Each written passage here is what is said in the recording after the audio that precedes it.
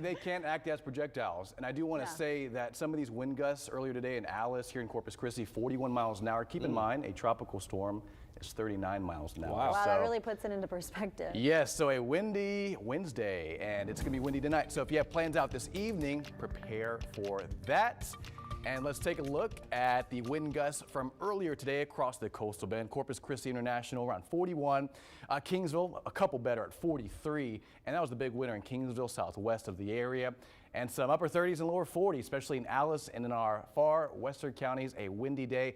That's how it's going to stay for tonight. Mostly clear skies. A beautiful shot with our lakes cam over the Harbor Bridge and the Texas State Aquarium.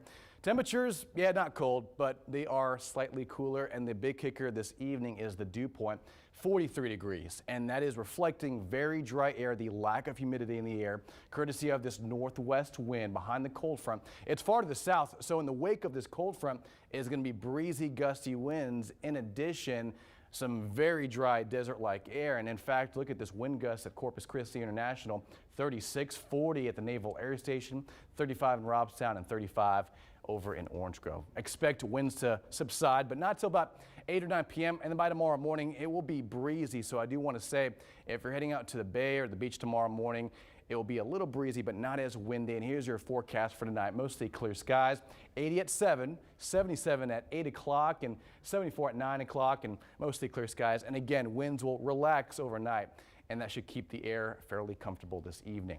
All right, so let's talk about a couple watches and warnings in effect. There is a fire weather warning included across the area, and that does include Corpus Christi, Alice, Kingsville, and Falfurrias. What this basically means, avoid any outdoor burning, dry air, gusty winds that will allow for embers and fires to catch and spread very easily with these winds and the dry air. Also, dangerous marine conditions when the front moving southward and us behind it.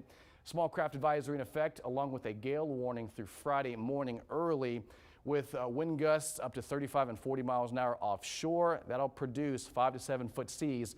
Please be very careful and avoid that if you can. By tomorrow, things will improve. I'll keep a light chop on the bay for your Thursday morning. For tomorrow afternoon, northwest winds at 10 to 20 knots and 2 to 3 foot waves at a 4-second period, again, for your Thursday. Tomorrow's forecast, beautiful, clear skies and highs in the lower 80s, lower humidity, beautiful sunshine, and just a gorgeous day overall. And the cold front that moved through earlier today, you'll really feel it in the overnights. Yes, it won't be cold, but it will be cooler, which will warrant a light jacket, maybe a sweater for tomorrow morning, around 59 early, around 6 and 7 a.m. tomorrow. Same thing for Friday, a smidge cooler early Friday morning and a pair of 5s for Saturday morning. And then we'll trend back upward by the end of the weekend into early next week. And that brings us to Halloween, around 76 for trick-or-treat time.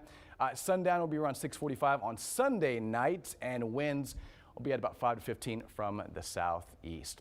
All right, let's chat about the 7-day forecast. 80s in the forecast through Friday. Some spots, especially west of the coast tomorrow, may only be in the 70s tomorrow, so it's going to be a beautiful day. Abundant sunshine through Sunday, and you'll see Sunday for Halloween looks pretty good, a high of 85, and temperatures again will be in the 70s as you go trick-or-treating with light winds, and models are suggesting another cold front, but not until next Wednesday and next Thursday. Mike, Leslie. All right, thank you.